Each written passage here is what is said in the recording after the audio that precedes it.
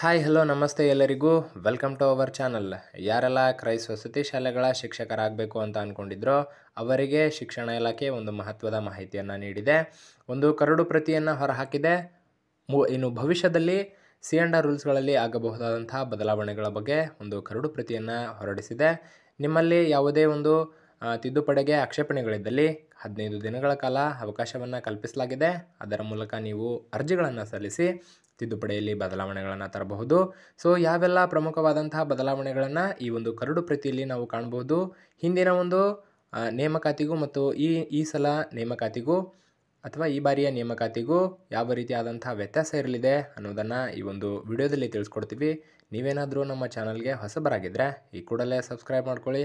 ಹಾಗೆ ವಿಡಿಯೋನ ಕೊನೆ ತನಕ ನೋಡಿ. ನಾವು ಹೇಳುವ ಮಾಹಿತಿ ನಿಮಗೆ ಪೂರ್ತಿಯಾಗಿ ಮುಟ್ಟಲಿದೆ. ಸೊ ವಿಡಿಯೋನ ಸ್ಟಾರ್ಟ್ ಮಾಡೋಣ. ನವೆಂಬರ್ 27ನೇ ತಾರೀಕು ಒಂದು ಶಿಕ್ಷಣ ಇಲಾಖೆ ಈ ಒಂದು ಕರಡು ಪ್ರತಿಯನ್ನು ಹೊರಡಿಸಿದೆ. ಸೊ ಇದರಲ್ಲಿ ಪ್ರಮುಖವಾದಂತಹ ಬೆಳವಣಿಗೆಗಳನ್ನು ನಾವು ಕಾಣಬಹುದು. ಮೊಟ್ಟ ಮೊದಲ ಒಂದು ಬೆಳವಣಿಗೆ ಯಾವುದು ಅಂತಂದರೆ TETಗೆ ಯಾವುದೇ ಅವಕಾಶವನ್ನು ನೀಡಿರಲಿಲ್ಲ ಕಳೆದ ನೇಮಕಾತಿಯಲ್ಲಿ. ಬಟ್ ಈ ಬಾರಿಯ ಒಂದು ನೇಮಕಾತಿಯಲ್ಲಿ TET ಪೇಪರ್ 2 ನೀವು ಕಂಪಲ್ಸರಿಯಾಗಿ ಪಾಸ್ ಮಾಡಿರಲೇಬೇಕು. ಅಂತಹ ಅಭ್ಯರ್ಥಿಗಳು ಮಾತ್ರ ಈ ಒಂದು ಶಿಕ್ಷಕರ ಹುದ್ದೆಗೆ ಅರ್ಜಿಯನ್ನು ಸಲ್ಲಿಸಬಹುದು. ಇನ್ನು ಪ್ರಮುಖವಾದಂಥ ವಿಷಯವನ್ನು ನೀವು ತಿಳ್ಕೊಬೇಕು. ಏನು ಅಂತಂದರೆ ಇಲ್ಲಿ ಪ್ರಾಥಮಿಕ ಶಾಲೆಗಳಿಗೆ ಯಾವುದೇ ಅವಕಾಶ ಇರೋದಿಲ್ಲ. ಇಲ್ಲಿ ಟೀಚರ್ಸ್ ಆಗಿ ತೊಗೊಳೋದು ಪ್ರೌಢಶಾಲೆಯ ಶಿಕ್ಷಕರಾಗಿ ಅಂತ. ಸೊ ಹೀಗಾಗಿ TET ಪೇಪರ್ 2 ಪಾಸ್ ಮಾಡಿರುವಂಥ ಅಭ್ಯರ್ಥಿಗಳು ಕಂಪಲ್ಸರಿಯಾಗಿ ಈ ಒಂದು B.Ed ಮಾಡಿರಬೇಕು. D.Ed ಮಾಡಿರುವಂಥ ಯಾವುದೇ ಅಭ್ಯರ್ಥಿಗಳಿಗೆ ಅವಕಾಶವನ್ನು ಕಲ್ಪಿಸಿಲ್ಲ. ಸೊ ಯಾವುದೇ ಹುದ್ದೆಗೆ ಅವರು ಅರ್ಹರು ಅಲ್ಲ ಅಂತ ಈ ಒಂದು ಕರಡು ಪ್ರತಿಯಲ್ಲಿ ಕ್ಲಿಯರ್ ಕಟ್ಟಾಗಿ ಮೆನ್ಷನ್ ಮಾಡಿದ್ದಾರೆ. ಸೊ ಹೀಗಾಗಿ B.Ed ಜೊತೆಗೆ ನೀವು TET ಪೇಪರ್ 2 ಕೂಡ ಎಲಿಜಿಬಲ್ ಮಾಡಿರಬೇಕು. ಅಂದರೆ ಮಾತ್ರ ನೀವು ಶಿಕ್ಷಕರಾಗಲಿಕ್ಕೆ ಅರ್ಹರು ಅನ್ನುವ ಒಂದು ಸಂಪೂರ್ಣ ಕ್ಲಿಯರ್ ಆದಂತಹ ಮಾಹಿತಿಯನ್ನು ನಾವು ಇಲ್ಲಿ ಕಾಣಬಹುದು. ಇನ್ನು ಹೊಸ ಒಂದು ಏನು ಈ ಒಂದು ನೇಮಕಾತಿಯ C&R ರೂಲ್ಸ್ನಲ್ಲಿ ಕನಿಷ್ಠ ವಿದ್ಯಾರ್ಹತೆಯ ಕಾಲಮ್ನಲ್ಲಿ ನಾವು ನೋಡಬಹುದು CET ಅಂಕಗಳ ಆಧಾರದ ಮೇಲೆಯೇ ಎಲ್ಲ ನೇಮಕಾತಿಗಳನ್ನು ಮಾಡ್ತೀವಿ ಅಂತ ಅವರು ಕೊಟ್ಟಿದ್ದಾರೆ. ಸೊ ಇದನ್ನು ಸ್ಪಷ್ಟ ಅಲ್ಲ, ಯಾವುದೇ ಮಾಹಿತಿಯನ್ನು ಕೂಡ ಅವರು ಇಲ್ಲಿ ಹಂಚಿಕೊಂಡಿಲ್ಲ. ಸೊ CET ಮಾಡ್ತಾರಾ ಅಥವಾ ಅದರ ಜೊತೆಗೆ B.Ed ಅಥವಾ ಡಿಗ್ರಿ ಅಂಕಗಳನ್ನು ಕೂಡ ತೆಗೆದುಕೊಳ್ತಾರಾ ಅನ್ನುವ ಮಾಹಿತಿಯನ್ನು ಇಲ್ಲಿ ಅವರು ಮೆನ್ಷನ್ ಮಾಡಿಲ್ಲ. ಸೊ ಹೀಗಾಗಿ ಹಳೆಯ ಒಂದು ನೇಮಕಾತಿ ವಿಧಾನದಲ್ಲಿ ನೋಡೋದಾದರೆ 70% CET, 20% ಡಿಗ್ರಿ ಮತ್ತು 10% B.Ed ಅಂಕಗಳಿಗೆ ಅವಕಾಶವನ್ನು ಕಲ್ಪಿಸಲಾಗಿತ್ತು. ಅದರ ಆಧಾರದ ಮೇಲೆ ಏನು ಮೆರಿಟ್ ಪಟ್ಟಿಯನ್ನು ಸಿದ್ಧಪಡಿಸಿ ಲಿಸ್ಟನ್ನು ತಯಾರು ಮಾಡ್ತಾಯಿದ್ರು. ಸೊ ಹೀಗಾಗಿ ಈ ಬಾರಿ ಒಂದು ನೇಮಕಾತಿಯಲ್ಲಿ ಡಿಗ್ರಿ ಮತ್ತು B.Ed ಬ್ಯಾಕಪ್ ಸ್ಕೋರನ್ನು ರಿಮೂವ್ ಮಾಡ್ತಾರಾ ಅಂತ ನೋಡಬೇಕಾಗಿದೆ. ಸೊ ಇನ್ನೂ 15 ದಿನಗಳಲ್ಲೇ ಇನ್ನೊಂದು ನಾವು ಫೈನಲ್ ಆಗಿರುವಂಥ ಕರಡು ಪ್ರತಿಯನ್ನು ಕೂಡ ಕಾಣಬಹುದು.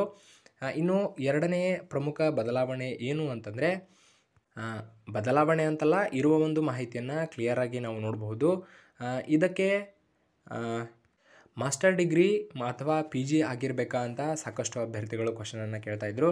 ಸೊ ಇಲ್ಲಿ ನಾವು ಒಂದು ಪ್ರಮುಖವಾದಂತಹ ಸುಳಿವನ್ನು ನಾವು ಗಮನಿಸಬಹುದು. ಏನು ಅಂತಂದರೆ ಇಲ್ಲಿ ಹಿಂದಿ ಶಿಕ್ಷಕರು ವಿಭಾಗದಲ್ಲಿ ಕನಿಷ್ಠ ವಿದ್ಯಾರ್ಹತೆ ಅಂತ ಕಾಲಮಲ್ಲಿ ಅವರು ಕೊಟ್ಟಿದ್ದಾರೆ.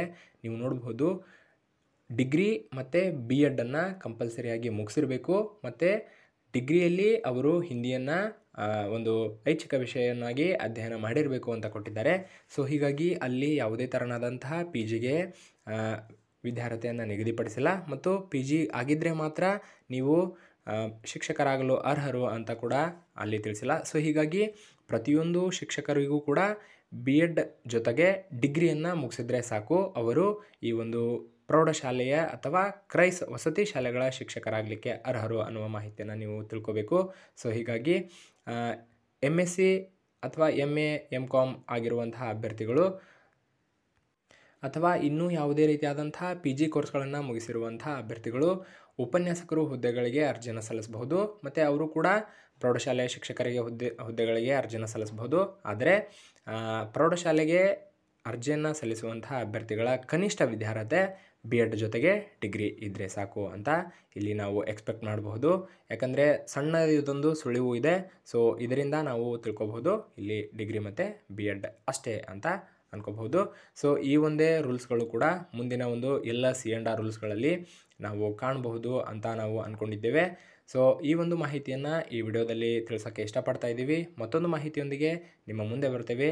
ಸೊ ನೀವೇನಾದರೂ ನಮ್ಮ ಚಾನಲ್ಗೆ ಹೊಸಬರಾಗಿದ್ದರೆ ಈ ಕೂಡಲೇ ಸಬ್ಸ್ಕ್ರೈಬ್ ಮಾಡ್ಕೊಳ್ಳಿ. ಸೊ ವಿಡಿಯೋನ ನೋಡಿದ್ದಕ್ಕಾಗಿ ತುಂಬ ಧನ್ಯವಾದಗಳು.